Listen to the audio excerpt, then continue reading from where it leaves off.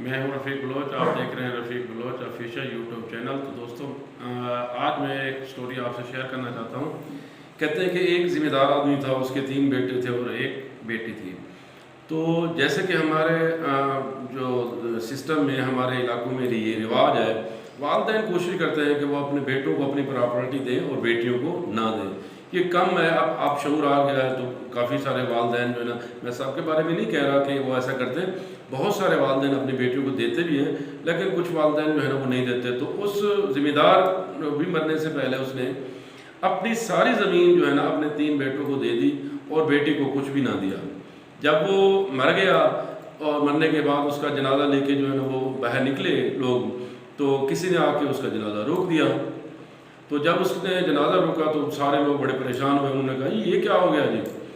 تو اس نے کہا نہیں جی، میں ایسے جنازہ نہیں لے کے جانے دوں گا، تو اس مرنے والے نے میرے 5 لاکھ دینے، تو لہٰذا پہلے میرے 5 لاکھ دیں، اس کے بعد میں اس کو دفنانے دوں گا، ورنہ نہیں دفنانے دوں گا۔ تو وہ سارے لوگ حیران ہو گئے اور پھر وہ ان کے بیٹوں کی طرف دیکھنے لگے۔ تو پہلے بڑے بیٹے نے کہا جی میں کیوں دوں جی، چھوٹا بیٹا دے گا۔ تو چھوٹے بیٹے نے پھر تیسرے والے سے کہا جی میں کیوں دوں، یہ چھوٹے والا دے گا۔ تو اس طرح ان بیٹوں نے کسی نے بھی وہ پیسے دینے پہ راضی نہیں ہوئے۔ اب جنازہ پڑا تھا، وہ سارے لوگ پریشان تھے۔ تو ایسے ہی یہ تھوڑی دیر کے بعد وہ جو گھر تھا اس کا ذمہ دار کا، اس تک آواز پہنچی اور ان کو پتہ چلا کہ ایسے ایسے ایک آدمی آیا ہوا ہے، اس کے 5 لاکھ دینے مرنے والے نے، تو وہ جنازہ رکا ہوا ہے، جنازہ وہ نہیں جانے دے رہا۔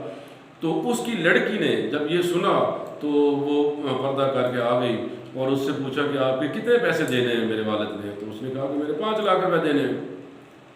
تو کہتے ہیں اس لڑکی نے اپنے زیور اتار کے اس کو دیے اور دینے کے بعد اس سے پوچھا کہ یہ آپ کے بقایا پیسے بھی بچتے ہیں؟ اس نے کہا ہاں میرے بقایا بھی بچتے ہیں، 2 تولے تھے یا 3 تولے تھے سونا، تو اس کے تو 5 لاکھ تھے۔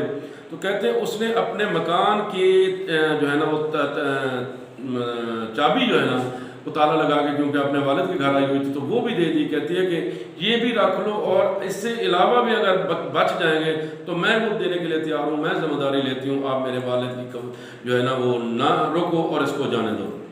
کہتے ہیں کہ اس وقت سب جو ہے نا جو لوگ اس میں شامل تھے جنازے میں، ان کی آنکھوں میں آنسو آ گئے۔